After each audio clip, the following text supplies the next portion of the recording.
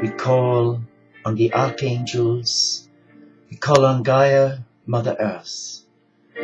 We call on the nature spirits. We call on the wise ones of all the indigenous peoples of the world who left you and me a legacy of love, a legacy of peace, a legacy of coming to the Supreme in our heart. Let us just be still in the presence of the cosmic ocean of love, the Christ consciousness. Let us just be still in this busy, busy life that many of us live and lead. Let us just give 30 minutes of our busy 24-hour clock to honoring our spiritual clock, which is an eternal clock of love. It is the beating heart of love. And I know as I sit here, I know that many in the world, having watched the BBC World News, many of God's children, my brothers and sisters, your brothers and sisters, are not in a place where they understand that love, for they are in crisis. They are in despair, where they are denied their basic human rights as a child of God. Let us hold them in our quiet time. Let us remember them. For we cannot come to God as a beloved of God, knowing that our brothers and sisters, members of the mystical body of Christ, members of the mystical heart of a loving God, are struggling needlessly and suffering at man's inhumanity to man. Though society today has developed an indifference to the cries of the needy and the marginalized, we are now finding many worshipping the new God on the block, the Antichrist, disguised in materialism, in prejudice, in greed, in dishonesty, in a denial of man and woman's basic human rights, to be able to live their life to the fullest as a child of God, free from enslavement to ego, enslavement to ritualism, fundamentalism, and fear. For God is a God of love. Christ consciousness is a new spiritual socialism. That is my understanding of the impact of Christ's love on my life. It's a spiritual socialism. It's inviting every heart to embrace a new creative spirituality where God is one in all and all are one in God. Let us be still. And let us listen to our heartbeat. Let us feel our heartbeat. Let us become God's heartbeat as we sit here together. As we sit together in the presence of God, the Holy One, the Anointed One. Let us celebrate our love. And let us acknowledge our imperfections. Let us bless them, let us release them to Gaia. And let not our soul and our heart become even more troubled than they have been. Let us release now to love. For God is love, and where there is love, you will find the presence of God. You will find the presence of God in how you live your life, in how you live out your core values, in how you connect with your heart and the hearts of God's children. And if you do unto others as you would like done unto you, then you are at peace and in divine oneness with God. One does not have to become a born-again Christian or a fundamentalist Jew or Muslim in order to find God, for God is everywhere. God is in the air that we breathe. He's in the rays of brother sun and sister moon. He's in the blade of grass. He's in the purring of our cat, in the woofing and talking of our dogs. He's in the birds that sing. He's in creation. He is creation. So let us now just be mindful of our position here, that we are relaxed, that we feel safe, that we feel loved. Just let us breathe normally now.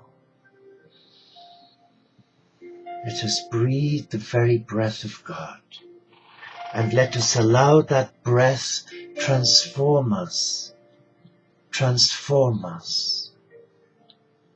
into beloveds of God, for we are the foot soldiers for the cosmic Christ.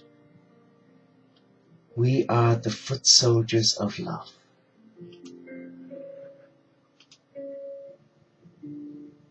We are the beating heart of the cosmic Christ.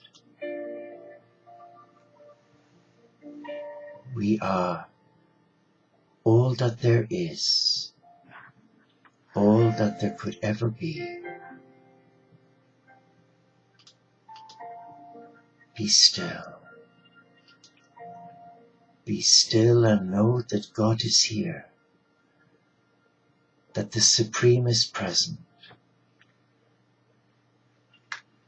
and that nothing or no one can take away that peace.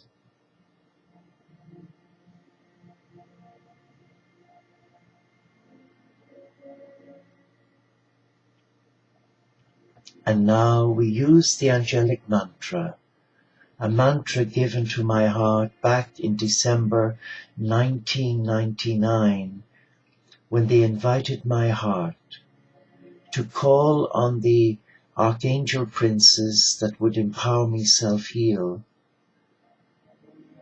to the angel Bakwa, the angel blueprint for spiritual wellness and wholeness.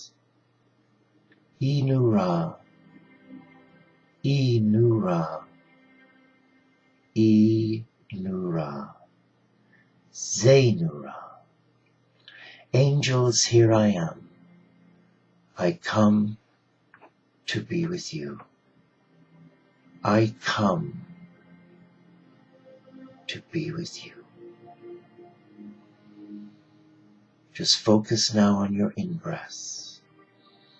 And as you breathe in the light of that love. And allow that love flow through your mind, your body, your heart and your soul. And in your out-breath, release any pain or sadness to our beloved Mother Earth.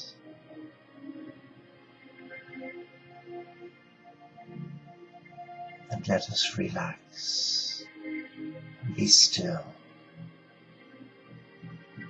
Be still.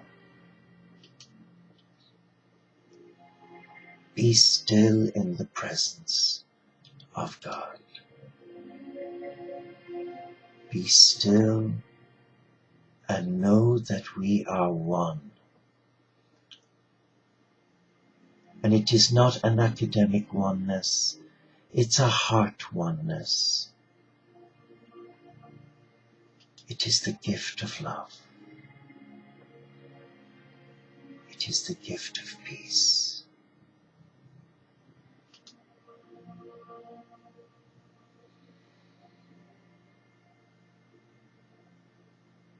And let us just now listen to these beautiful words in a beautiful song by one of Ireland's great singers, Daniel O'Donnell, as he sings about the rose. And I'm guided now to play it for you.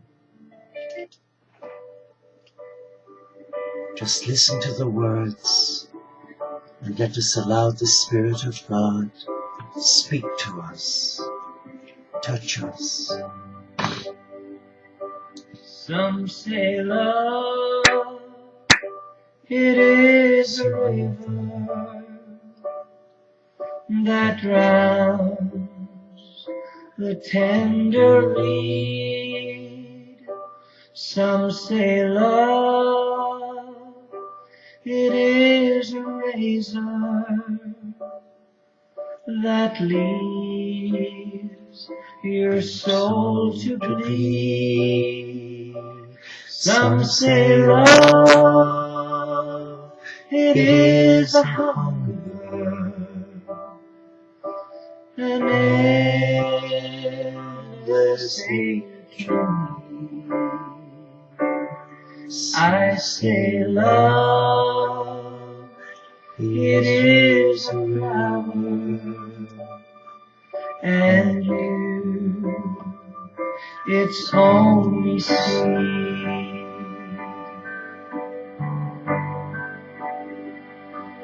It's the heart afraid of breaking that never learns to dance.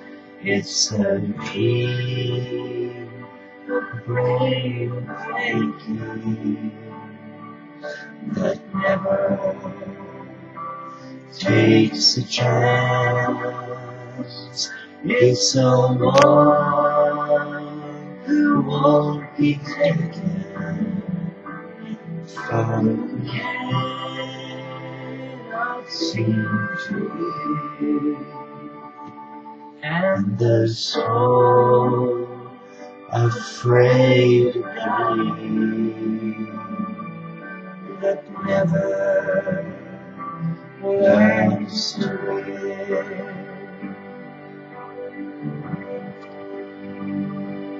When the night has been too lonely and the road has been so long, and you think that love is only for the lucky and the strong. Just remember, in the winter, far beneath the driven snow, lies the seed that with the sun's love in spring becomes the rose.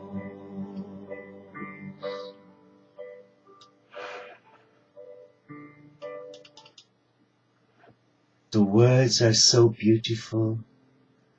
The words are so inviting to the heart. To allow the Supreme empower us. To surrender our heart in a loving trust. And though we may be in the winter of our spiritual journey, where we face many obstacles and where we experience many disillusions, where we lose friends that we thought were friends, and we're brought back to our central core, the core of our own integrity, the core of our own belief, our values that are sacrosanct to us, and the Christ consciousness and the influx of the risen cosmic Christ are presenting new challenges right now for every child of God, and none more so than those who say they have surrendered to love. For what is happening as I speak is that there's a major cull within every faith group, within every monastic community, and those who've not surrendered their heart, who've indulged in the I and me culture of self-indulgence, who have ignored the we culture, which is God and I are one, and compromised that belief because of egoic influences, are being separated. They're being removed from the core group of those who are committed to embracing the cosmic Christ and to allowing the love and the compassion of this Christ become our spiritual resurrection, where we will rise like the phoenix, and we will be there shining our light, our love, as a beloved of God.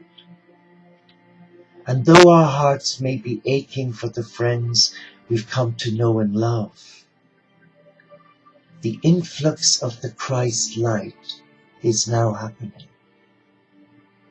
We are only days away from one of the world's greatest major spiritual epiphanies, where we shall see the Christ, where we will embrace the Christ, and where we are given the choice to become part of the mystery of all that is. And those who have said they love God, but who abide by the letter of the law where there is no love, for the love has been compromised by a lip service that is not worthy of a child of God. We are now witnessing the cull of the Christ love through every part of society as I speak, through the banking industry, through the legislator, through the professions, even the caring professions, through families, monastic communities, and the great political divide. We are now seeing the Christ light separate the sheep from the wolves, the wood from the chaff.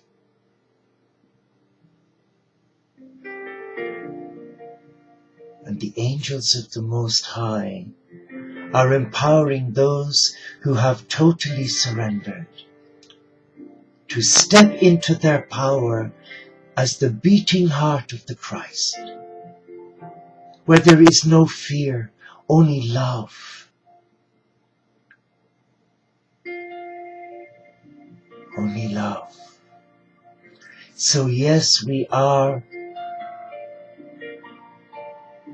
in an important shift, and that shift of consciousness is rooted in the love of the cosmic Christ. And though I may be rejected for daring to use the word Christ, we are in Christ consciousness. And we are embracing diaphragmatic energy, the energies of the divine masculine, the cosmic Christ, the energies of the divine feminine, Magdalena.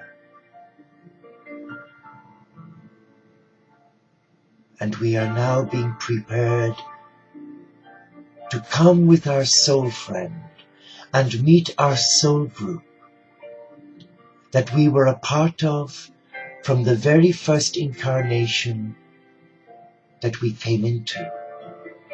They are being united with us, and we with them. And we will become one vortex of love. Of love. And that we will reinforce the beautiful teachings of the Buddha Dhammapada. Hate is not overcome by hate. Hate is overcome by love. And love is Christ consciousness, because it is centered in the very core of the people of God. And those who pretend to be a part of that people, who do all the right things, but who only offer a lip service,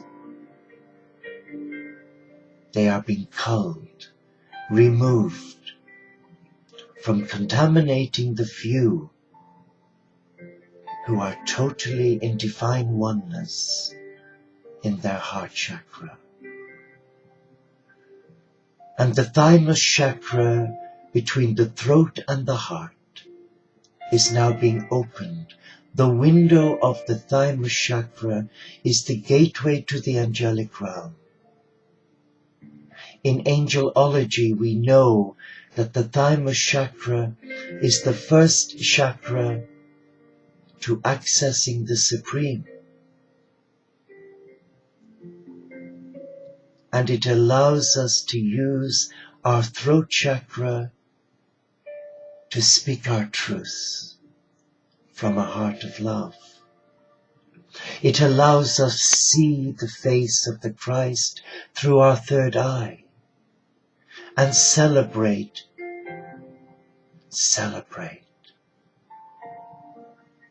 And through the crown chakra, we become the tree of life. Through the 7 branches that flow through the crown chakra, embracing the Father, Mother, God, and the company of heaven. And from there comes the influx of light from the Christ, down through our vortex of love, through our heart, and out through our 7 roots to Mother Earth, creating a continuum of love to Gaia, to the animal kingdom, facilitating harmony, balance, and divine connectedness, uniting the heart of the children of God to the soul and essence of Christ consciousness, and allowing the Christ to reclaim our hearts for God, so that we can come back into that spiritual alignment where there is no fear, no deceit, no dishonesty, no lip service. And it completely destroys the Antichrist's culture of I and me. And it is replaced by the Christ culture, the we, you and I, with God, become the sacred we, the sacred oneness. Let us now be still. And let us use our third eye to look beyond the stars, to go beyond into space, into the cathedral of the galaxy, and find the Christ star, the same star that led the Magi to the helpless babe, Jesus of Nazareth. We must find that Christ star, for that star will shepherd us. That very star will nurture us. It will show us the way and it will allow us speak our truth. Let us find that star now.